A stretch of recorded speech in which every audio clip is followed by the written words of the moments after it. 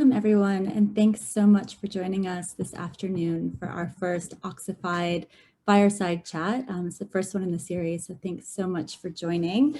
So what is Oxified? What is this? It's a new project here at the Skull Center. It's an acronym which stands for the Oxford Initiative for Inspiring Entrepreneurial Diversity, which is quite a mouthful, so we're calling it Oxified. And it turns out that Oxified also means something pretty cool: being completely focused, full of purpose, and unstoppable, which really resonates with how we're feeling about this work and what we're trying to do here. So what are we trying to do? We're really trying to catalyze equity, diversity, and inclusion in the social entrepreneurship ecosystem here in Oxford, so within the university and the broader community.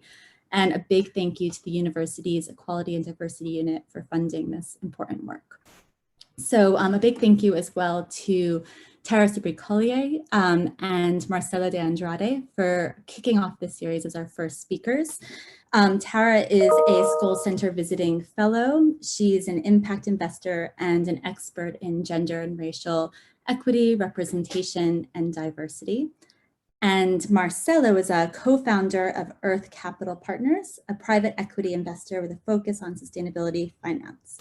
I can't think of better people to kick off this series, so thanks so much. Before I hand over to Tara, some very brief housekeeping.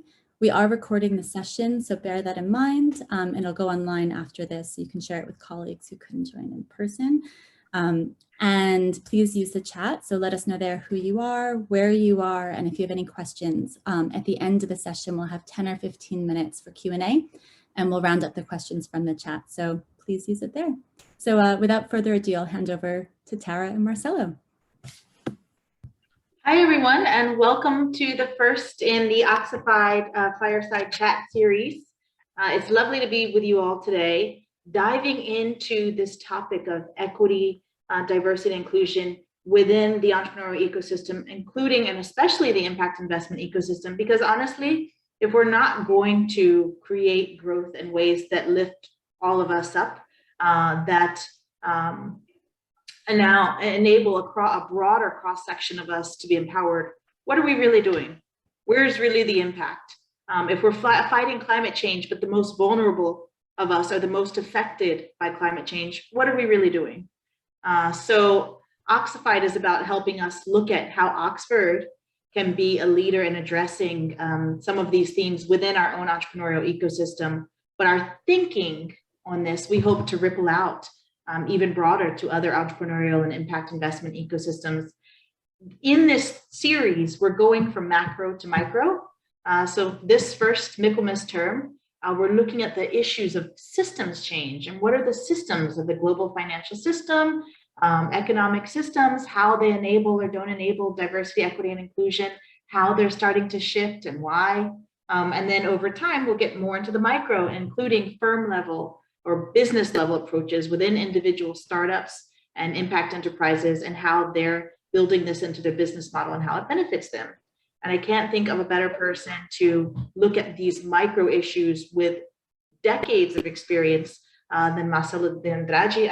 I've known him for over a decade, since I was living in Rio de Janeiro. He's one of the founders of some of the first impact funds and for some of the first sustainability funds.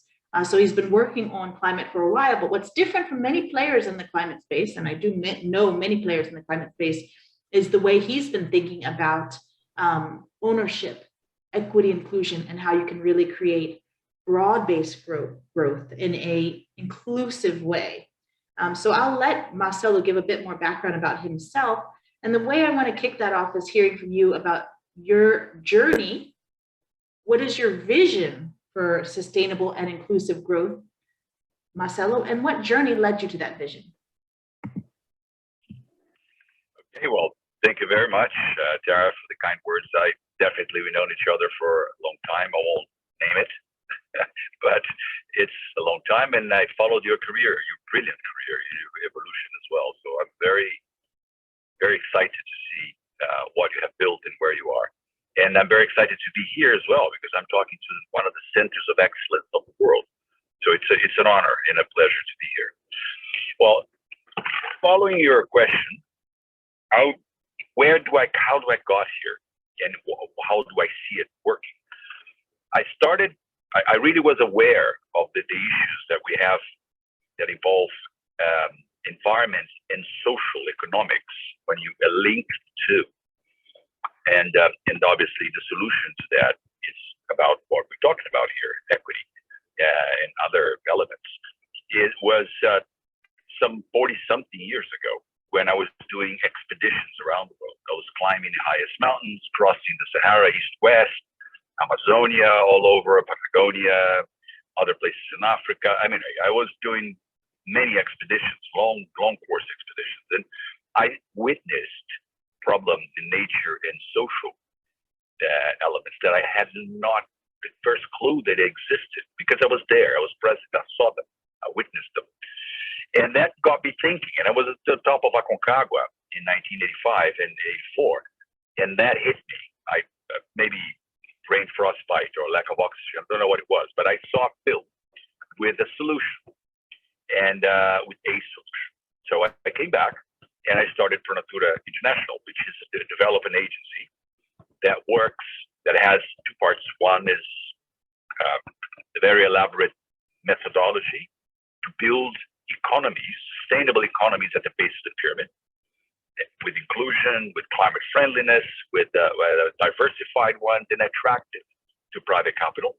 So this was the mandate of the methodology. And on the other side, sophisticated financial engineering, basically designing blended finance vehicles, which at the time were not understood, not common, and I paid a high price for even suggesting that. But anyway, today, thank God, at least people understand how the world goes.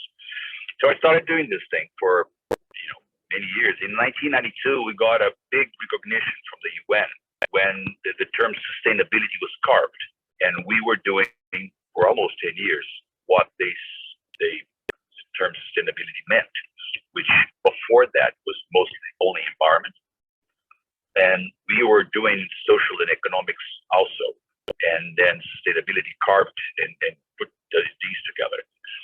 Following that, I passed on. So we started Pronatura as a development agency, a non-profit development agency with a 50-year plan, and not my idea. And but I followed it. It was the best thing that we ever done. And once with the recognition of the UN and the conference in '92, and the growth perspective that the plan had foresaw, I passed on management of Pronatura to a professional team, and went to the financial markets. And the idea was to be able to enter the financial markets, and within some decades, gain their trust and begin to really trust them, and be an insider to make sure that they understood using the financial market mechanisms and prerogatives and goal to make profits and all that, but with also the structure to bring in equity and environmental positive impact on Earth. So this was the purpose of my going to the financial world, understanding that in order to solve the problems, to call it a solution for the problems that were being caused, that took hundreds of trillions of dollars to cause, we would need a proportional scale of capital to call it a proper solution. So that's my goal, to go to the financial world. And I did some things. In '92, we started the first venture capital fund with a positive impact on biodiversity with the ISC as a partner, and moved on a bank. And in 2007, created, co-founded with some other British partners, Earth Capital, which presently, to my knowledge, is the largest private equity firm in the world that is exclusively focused on sustainable investments, private equity scale, not small, and that's very successful. And we have a tool, which I'll mention in the future, a little further down, that enables us to understand a lot of precision the level of sustainability of each business that we engage. So, as I mentioned, as I jokingly say sometimes, I always wore two hats: a missionary and a mercenary. And both of them focus on sustainability. So there's not conflict,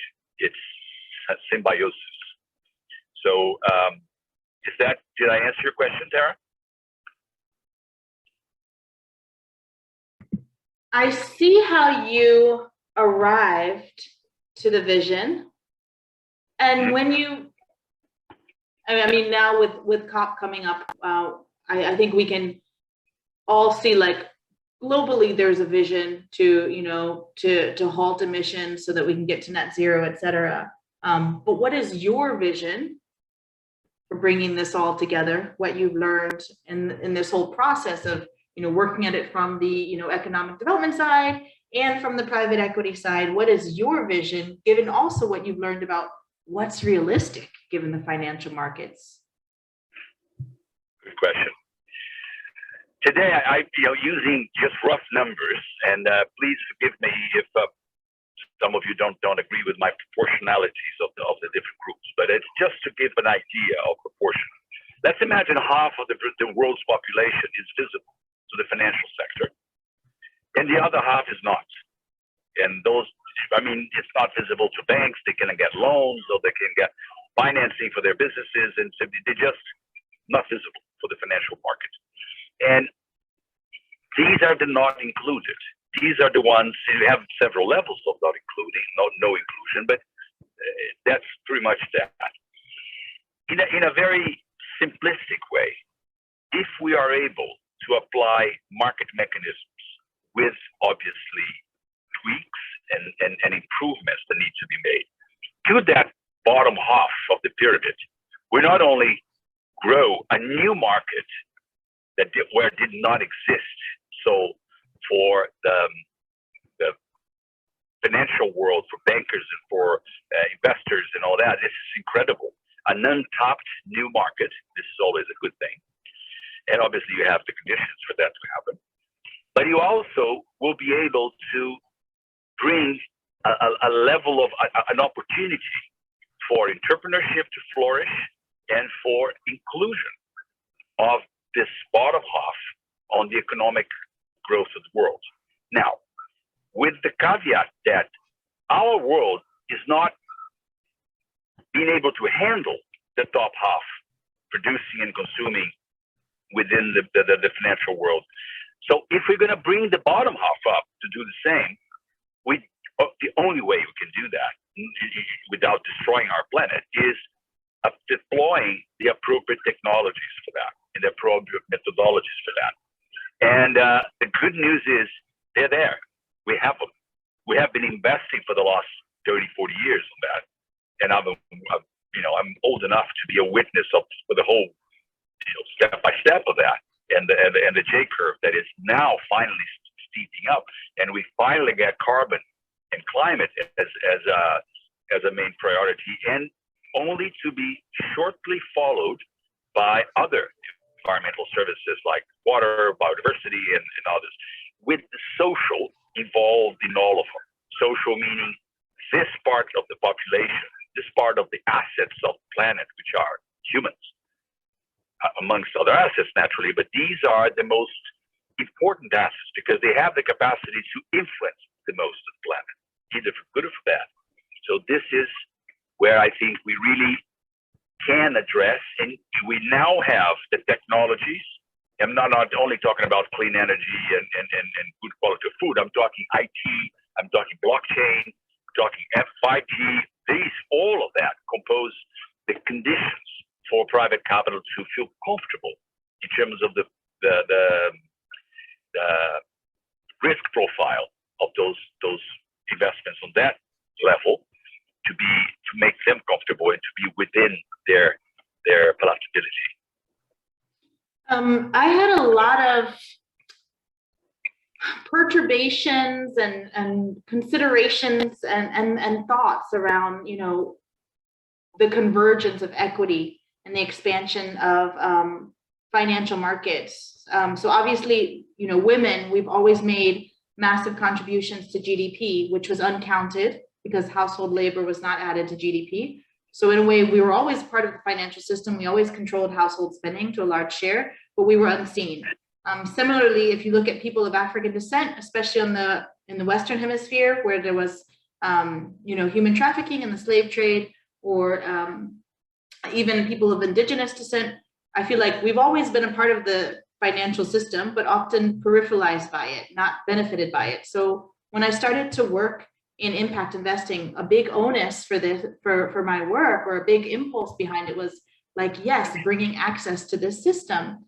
And then I remember working in a village in Angola and helping cooperatives with business plans to help them raise impact investment. And it occurred to me that by linking them to this whole world of the market, then they start to get bank accounts. And once you integrate into the financial system and you're accelerating development, these people that have been living in villages and been living sustainably, am I potentially contributing to them being involved in this engine that's in motion, which has actually not been sustainable ecologically speaking? So I say all of that to say, how do you see climate change and building a financial system that is actually more inclusive as being interlinked, and what are the challenges of it? Thank you. I see it's fundamental, the interlinkage of those different levels of capital, different levels of demand for capital, and different levels of production, market access, and demand for products. I think this is all interlinked, and the unincluded people today, the groups that are not included today, they should be, but as they become included, we should do that using the technology we have available. It's the only way we're going to raise the production base, the base of capital distribution and equity inclusion, as if we deploy in those situations to create the new businesses, technologies that are positive to our climate and not negative. So the good news is they exist. And sometimes they are seen as more expensive or not financially viable. But if you aggregate the fact that once you have this kind of financial inclusion and equity distribution to the population, you de-risk those investments in a very high grade, depending on the geography and the industries you're talking about, that those numbers could eventually make sense, at least wait until new technologies that overcome the costs of the ones that are seen as costly will be developed. And I give you an example. The World Bank has some numbers about the mining sector, that a big mine, just rough numbers, a big mine, when you stop a big mine because of social unrest or because of whatever reason, it costs the mine $20 million a week. It's a big number. I know a case in a mining country where a mining executive promised a $5 million water treatment plant, and he just decided not to give it, not to fulfill the promise. The community then stopped the mine, and it has been stopped for 8 months. So that's the kind of risk profile I'm talking about in terms of adjusting the numbers and the accounting for risk versus returns and versus cost. That's an interesting example. And I've been having a lot of discussions lately about ESG risk, which is about circumventing negative things that could affect profitability, versus impact, which is about the positive social benefit. Now, the example that you just gave is about circumventing risk, profitability risks that come from lack of equity. So basically, if these people had economic mobility, they wouldn't be in a situation where they're breaking down the mine. What would be the converse or the inverse of that, where it's the positive impact case that you're seeing that's also ecologically sustainable? Well, the positive impact of that is that once you have a large investment like this, let's continue with the mine example, just to keep true to the route. Those are multi-billion-dollar investments. They usually happen in areas that are not prepared to receive that investment, and the communities that live there and the nature around that suffer an unintentional, most of the time. I mean, all the time. Nobody has the intention to do bad things, but unintentionally, 99% of the time, the impact is very bad. So you have social disruption, social unrest, and that causes environmental impact. I'm not even talking about the environmental impact of the mine itself. I'm talking about the environmental impact of the social unrest. So you have two big problems.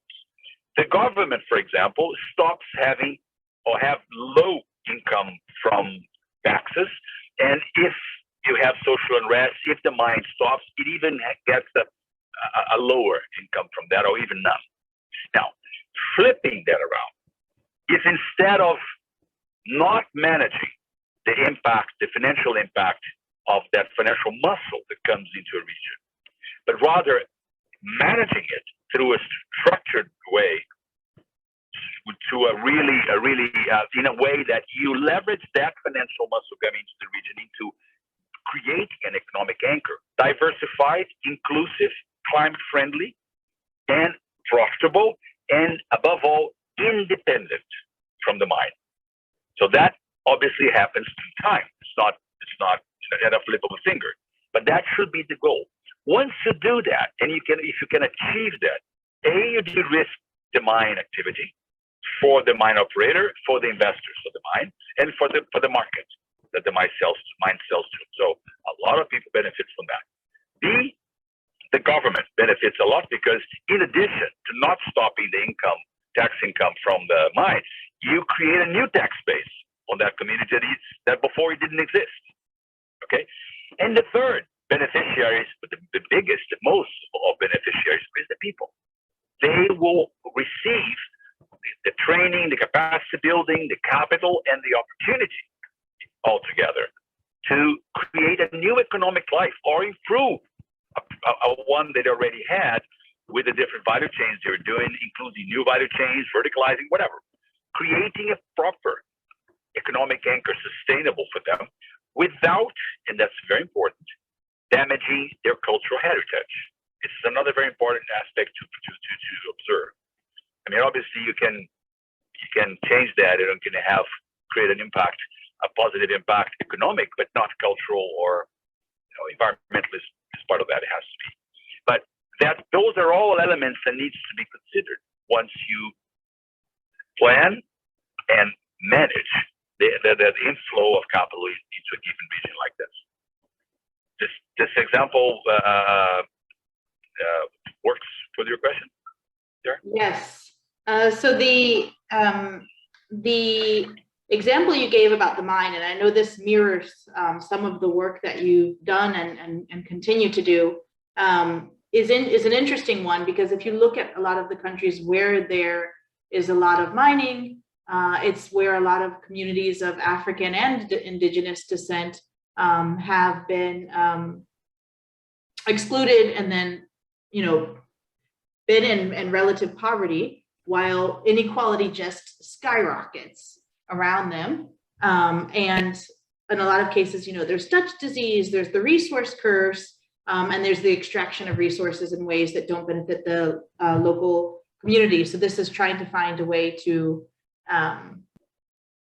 resolve that so that there could be inclusive growth. However, if the mining itself is an ecologically deleterious activity, what would be the types of business models that you would need to have where it could offset the negative ecological impact, so that this is starting to move towards not just inclusive economic growth, but also towards net zero? Okay. Well, following the mine example, which is the worst possible one for this path, but let's go for the hardest. That's great. It's not always possible. As a matter of fact, is very few times possible for the community activities to mitigate the mine industrial impact on environment. Very difficult, because that depends on super developed technology, and even using super developed technology, a mining operation by default will have a very important environmental impact in a given region they are active on. Well, so you have to stretch the timeline of your analysis and the plans, because for whatever time the mine is going to be active there will be a negative impact on environment. That's a given. But if you take the fact that you will need the minerals or the produce of the mine for the rest of the world, and blah, blah, blah, and it's going to happen anyway. So what you can do is make sure the mine uses the latest technologies and uses all of their abilities to minimize their impact.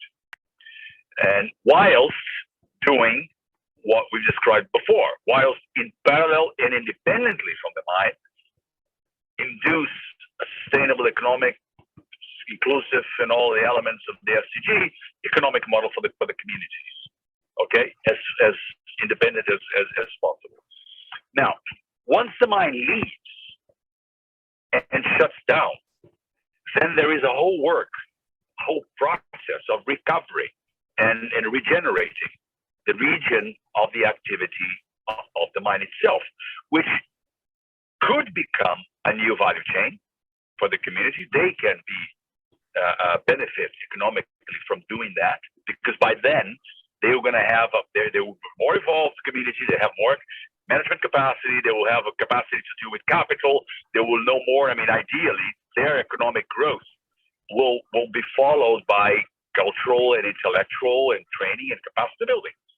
So that could become an extra opportunity for the local communities for economic benefit, or not, depending on the nature of the mine. If it is a pit, if it is underground. I mean, it is very much. If we follow the mining sector example, it's more difficult. You have, we can do other examples with a little more interactivity, but for example, in agriculture or in other elements, large-scale agriculture or hydro dams and things like this, it could be more interactive. But a mining, the operation is very impossible. It's impossible to integrate whilst the mining is operating.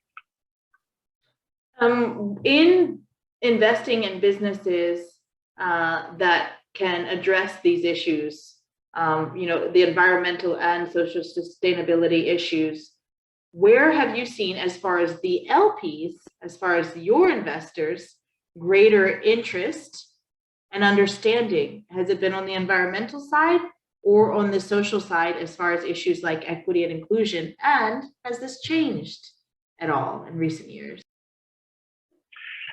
It has changed very much in the recent years, Sarah. Before, this was seen as exotic, risky, and the monies or the funds dedicated to this area were nicknamed secretly inside the intimate dinner rooms, dinner tables.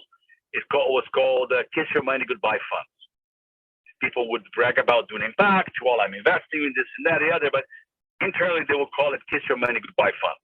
I heard this from a very big family, young representative, talking about what his father used to call the beginning of the impact investing, some 20 years ago, 30.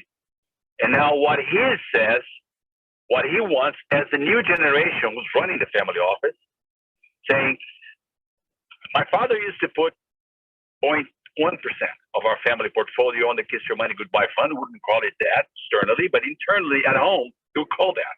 So if there was impact, fine. If it wasn't, no problem. If the money comes back, great. If it doesn't want, because this was just, the beginning of something. And he said, I'm not going to do that.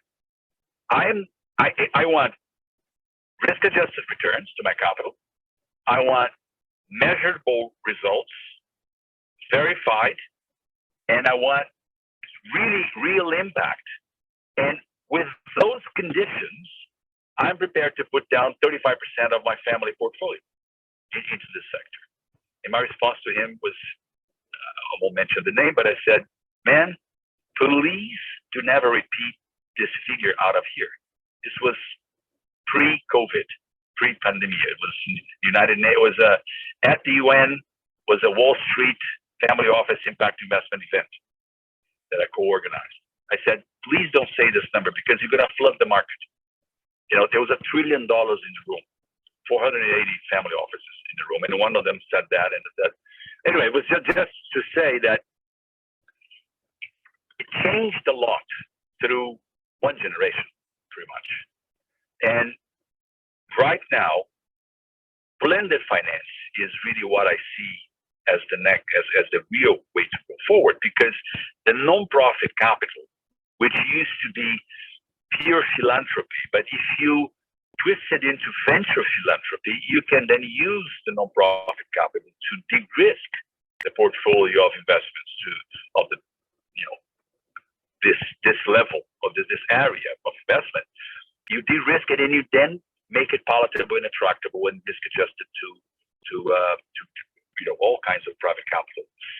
Impact always, obviously, but even others, even the ones that are not 100% impact, they're beginning to. If you add that 5G from a satellite anywhere in the world, in those, you know, if the head of the community of the co-op in northern Mozambique had a phone that could link up with 5G to the satellite, that could change the process and big parts of the viability of that region as a commercial region, a sustainable commercial region from environmental, social, and economic point of view. Those are the elements I think we should combine. And it has changed a lot because of technology and because of this become, you know, not my generation, but the first 1, 2, or 3 generations after mine, they really picked it up. I mean, my generation's damaged made the damage than the ones before me. But your generation inherited this en masse. You know, the least we can do is to help out and try to help you to undo the mess we created. Whoops, you're muted there. The point you made about the need for catalytic capital was really interesting, because I think, fortunately or unfortunately, that is going to be what's required often to shift access to capital. And the reason why I'm thinking about, and some people in this call will be quite aware of this, when we're looking at like the ownership and the leadership of the asset management industry, it's almost no people of color and almost no women. It's less than 2%, I believe, globally. And yet, if you look at the way that the asset owners do business, they won't invest in an asset manager unless there's track record. But if you do what you've always done, you'll get what you've always gotten. So it's kind of like that story of, you can't get job experience until you have a job, but you can't get job experience to qualify for the job. It's kind of like that. So then catalytic capital comes in and will, you know, take that first chance and that first loss on that emerging fund manager. And then over time, we have the financial system starting to change. So I do see the need for catalytic capital to come in and change things. It's also interesting because a lot of the catalytic capital is impact investment. And I'm sure you saw the report from the IFC saying that, you know, impact investment had reached about $1 trillion in the past year. And that sounds amazing, except for when you think about reaching the SDGs, including climate change, is estimated to cost about 2.3 to 5 trillion annually up to 2030. And then at the same time, the global asset management industry controls anywhere from 90 to 150 trillion. So it would be a drop in the bucket to do the kinds of catalytic investments that could enable the asset management industry to become more diverse, to enable the kinds of long-term business models that you mentioned that could, you know, help communities, whether it's Mozambique or other resource-driven economies, to have businesses with local ownership. But then you have this massive imbalance where impact investment is just a tiny sliver. And we would need changes from the rest of the broader asset management industry, wouldn't we? Absolutely. Well, now I'm going to put my banker hat to say bad things about bankers. There's one thing bankers like more than making money with other people's money, right? The bankers love that, making money with somebody else's money. But the thing they like better than that is finding new, untapped, profitable markets. The catalytic capital can build that where it didn't exist before. Obviously, that's basically what we'd be saying here. It is just another way to say it. But catalytic capital can have not only the capacity of preparing the investments and preparing the businesses and the opportunities on that level of the pyramid, where making them visible to the private capital, to the corporate capital, investment capital, impact, whatever other ways you want to have. But then one of the ways preparing it is one thing. Now de-risking it is a different thing. A good preparation is a little bit of de-risk, but the real de-risking is addressing each of the elements of the risk analysis of the risk chapter of the business plan of such a business, and using catalytic capital to address each one of those risks. Most that I see, in terms of proportion, is professional capacity. So if you're going to do fish farming, and the communities are artisanal fishermen, the jump from artisanal fishermen to fish farming is a big one. So it needs capacity building, needs technology, needs learning how to do that. So that catalytic capital should be also provided to that. Once this is done, the risk profile of that investment dropped significantly. And that is just one example, and it applies to most of them, any of them. Depending on the many value chains, we're talking even biomass production and biomass energy production distribution. We have communications, housing, all kinds of different value chains. This can be applied. And in my view, in my experience, the catalytic capital biggest use is a smaller proportion to prepare the deals and attract the capital, but the big proportion is to de-risk and make sure you offer visibility to the private capital or the pathway to de-risking that business. The investments can be done in parallel, as long as the private capital sees that the planned de-risking investments are moved forward and can go hand in hand.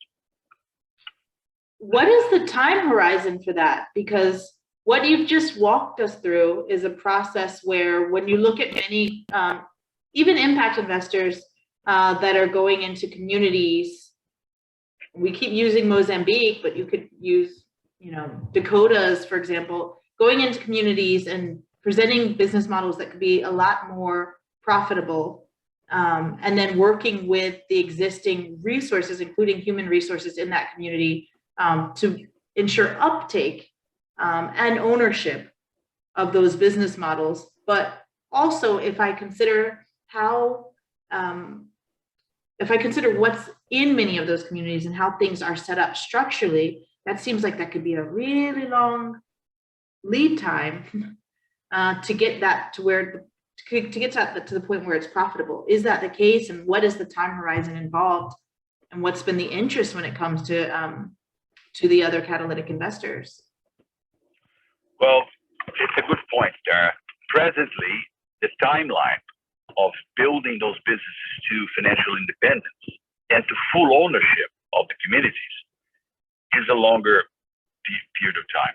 I mean, in my industry, private equity, 10 years is an average, up to a high-end length of time. So 4 plus 1 years of investment, 4 plus 1 year divestment, whatever. In my experience, the sector that we are just describing here, that goes from initial preparation through investment, through de-risking parallel to the investment, and to exiting of the investors, granting final ownership, full ownership for the co-ops or whatever, whatever communities are aggregated around. It could take a little longer. could take 15 years, sometimes even more. So patient capital is part of that impact element. First loss funds is part of the use of catalytic capital. I mean, you have many different mechanisms that can be used. And now, from some time now, we have some debt mechanisms, some bonds and others that really cater for that. They have longer periods of maturity. They have different levels of rewarding performance in terms of investments. And this has been, in my view, alongside with venture philanthropy for catalytic capital, these kinds of debt mechanisms have been one of the most useful financial instruments to enable bottom of the pyramid inclusion and equity, because that takes time. And as an investor, do you find it easy, possible to help investees build equity, diversity, and inclusion into their business models? What has been the response to that? And do you have any lessons learned from doing it? I wouldn't use the word easy on any of this, but it's very possible, and it is a must. It is necessary for that. I'll give you an example. Fish farming, a fishing community that used to live by a river in the middle of Amazonia. And one day they decided to build a huge hydro dam there. So they did. And 30,000 people got dislocated. Well, even though they continue to live by the water, but they live by a lake, no longer by a river. So their fishing habits and their fishing traditions are not the same. And you go for them, you ask them, what would you like to do? Now that you cannot fish extractively anymore, you cannot fish your dinner after lunch, pretty much, which is what they used to do. But they said, no, I don't want to do anything else. I want to do fish. So fine, the only thing they can do to continue to do fish is fish farming. But the legislation on that particular country doesn't allow net tanks in lake waters. They only do dug tanks. Well, dug tanks, if you have to dig the tanks, the capex is higher, obviously, than the net tank. But that's what the law says. Let's do it. So you create a model where you have 30 to 40 different families taking care of 2-hectare fish farms. And beside that, 1-hectare horticulture. The fish, for Amazonian fish species, they are herbivorous. And the 1 hectare of horticulture helps feed the fish. The water from the fish help irrigate and fertilize the plants, the horticulture, and the combined rate of return of this package, 2 plus 1 hectares, is something around 35% IRR, which is not bad. That's risk-adjusted return, assuming you're going to have some catalytic venture philanthropic capital to train the capacity to change the knowledge of those people from extractive fishermen to proper fish farmers, really, really good ones that know the technique and doesn't let it die and all that. So now, once they grow second generation and all, and I'm seeing this is a live example, the kids that went to school and now they were able to study and go to the city and understand they would come back to help the kids, that a couple of them became politicians. And alongside with the technical supporters of them, passed a law where you can have fish tanks in 1% of the lake of the hydro dam. That drops the capex of the projects. And once you have at least 15 of those blocks which involve 30, 35 families, each one of them, you can raise up to 55% IRR. You can hit that. So you several ways to improve that, but as of today, they do not have access to sell that particular fish with this beautiful story to Harrods in London or to Fouchon in Paris. But with a 5G and with the proper communication strategy and the commercial strategy, they could. So these are the leaps that we can achieve with inclusion, equity, sustainability for the whole package, and access to markets and the businesses of building a sustainable economy in a economic anchor. Obviously, to support the fish farming industry, you have several other value chains that also can be done by a co-op. Sometimes a way to de-risk an investment like this is to have a co-op with the capacity building money, venture philanthropy behind it, but do a joint venture with an established fish farming corporation that can transfer the technology. That de-risks enormously that particular investment. So there's several strategies you can deploy. I think that is a perfect example for people to be able to visualize what this looks like. It's also a bit close to my heart because my mom's side of the family comes from fishing village off Cape Cod. So I know how many indigenous communities, have lost those rights due to pollution, but then finding more sustainable ways to do it, especially in ways that integrate local ownership, indigenous ownership. It's so transformative. We've got about 10 minutes left, sorry. And I wanted to see if there's any questions from the audience. I see Yvette has a question about arts and media, but unfortunately, I don't think either of us have that much arts and media experience, Marcelo, unless you have more. No. I'm sorry, Yvette. I'm going to move on to Reza. Reza is asking, how is the risk adjustment calculated? Is a social risk added as an addendum to the cost of capital calculation? Are the social costs calculated and subtracted from benefits and discontinued at project cost of capital? You can also see this question in the chat. Okay. Well, the calculation, the risk adjustment calculation is not something we have yet a book to learn from. This book is being written right now because there's so many different risks and so many ways to mitigate them. And the new opportunities happen by the day because these are all based on new technologies. So I'll give an example of what we have in terms of Earth Capital. We developed a tool called Earth Dividend, which is 30 criteria aggregated in 5 different clusters. And when we do a due diligence, a traditional due diligence process in a potential investee company, or a company that we would like to hopefully invest upon as a private equity firm, fund manager, we run and screen the due diligence, the Earth Dividend through that same company. We have 2 different boards, a sustainability council and investment council, investment committee, sustainability committee. They have different, there's a CIO and a CSO. So usually it's not very common to have Earth Dividend.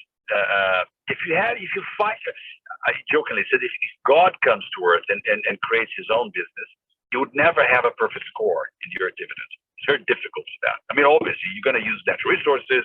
It's natural. You have to do that. But what you have is a very, very precise map of what's wrong, how much that is wrong, and how does it relate to the other elements of the 29 criteria that you have mapped, and to the business itself. Well, with that photograph on the beginning of the process of investment, if the investment committee or if the sustainability committee agrees that it's possible to correct what's wrong there, then it recommends it to the investment committee. And if the investment committee approves it first and the sustainability committee don't think it can be solved, the CSO has veto power over the CIO. That's an important point. Now, once we decide that it's possible to correct, that will obviously, so far, it educated the investment decision, but also will evolve and will play a role on the shareholders' agreement once we decide to deploy capital on that region, on that business, and that could be how to correct on investment agreement, how to correct those elements, and whilst we remain investees in that particular company, every year the company runs your dividend to verify what level of improvement or not happened on the different 30 criteria. So this is one way to do it. In terms of aggregating value to the business that we have invested, it's clear what the value is. The other way to see it is once we have those 30 criteria well analyzed, our risk as investor has been strongly mitigated, at least on those 30 criteria. Not 100%, but on those criteria will be a lot more mitigated than if we hadn't done it. So those are elements that are building towards something that we haven't arrived yet. We are very far from a sustainable investment world, but we're making good progress. I'm optimistic. I think we're going to make it. Not sure if I'm going to see it, but Tara for sure will. Let's see. Hopefully. Are there other questions from the audience? Because I have many more, but I'm trying not to monopolize.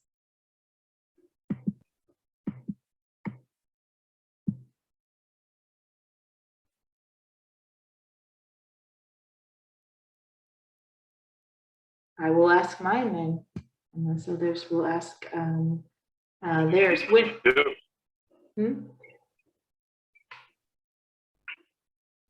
it comes to building in equity, diversity, equity, and inclusion,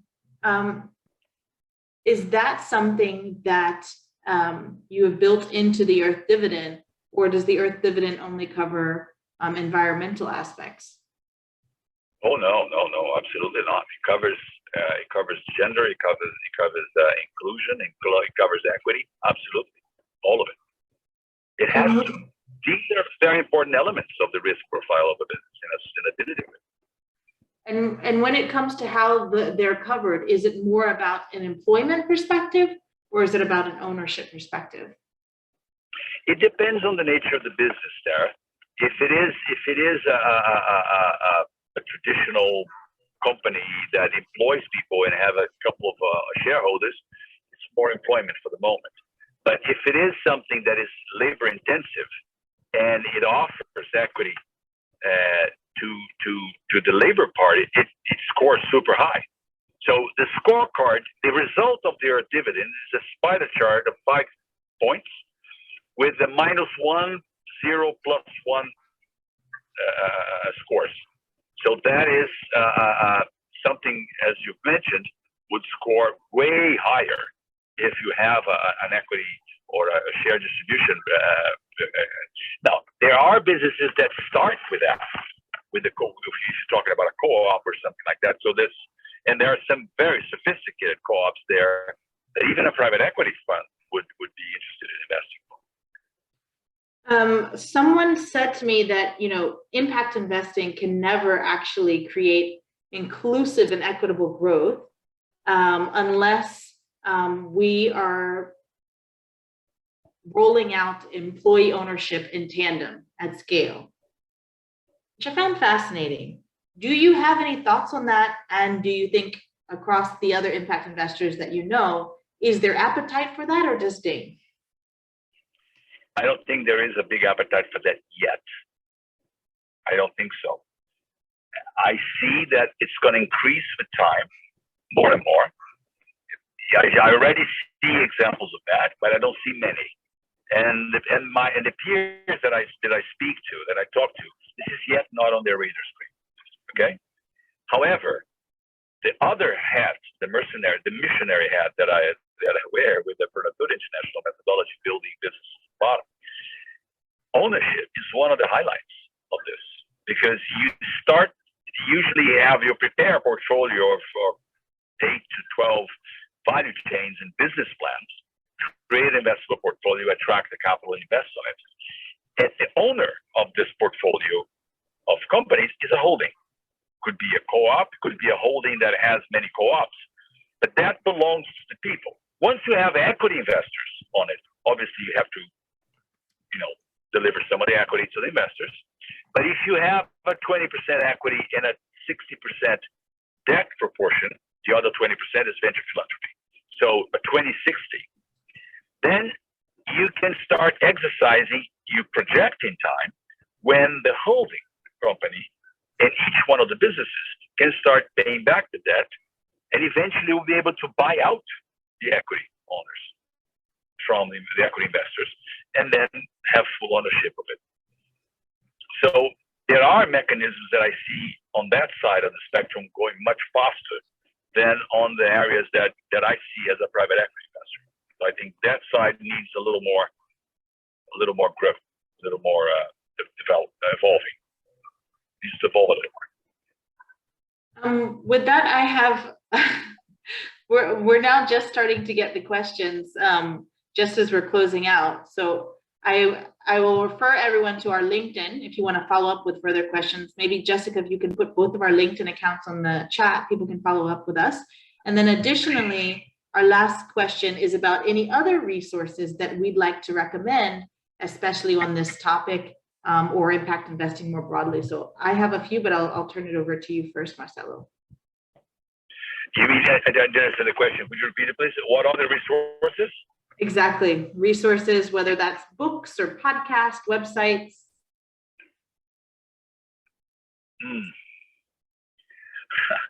I always say this book is being written. We haven't finished it yet. And there are several new resets created. For example, Al Gore is just launching a whole new scheme, but this is very large. What I would say, one of the places that I've found most innovative and creative solutions for that and new are on the CSR reporting of large corporations, especially the ones that deal with natural resources and on rural areas. Some in the urban, but mostly in the rural areas. I've seen very creative solutions for those, what we're talking about, innovative things, on not common, rare, but the most I found are in those CSR reports from those companies. I've also put a few ideas in the chat, which are Jen, Andy, Convergence. They have lots of resources. Impact Alpha, including the podcast by Monique Aitken. So definitely look those up. And thanks to everyone who joined. Thank you, Marcelo. Thank you, Jessica. I hope this was informative for everyone and that we can continue the discussion soon. Thank you very much, Tara. Thank you very much to everybody. And thanks for the questions. It's a pleasure.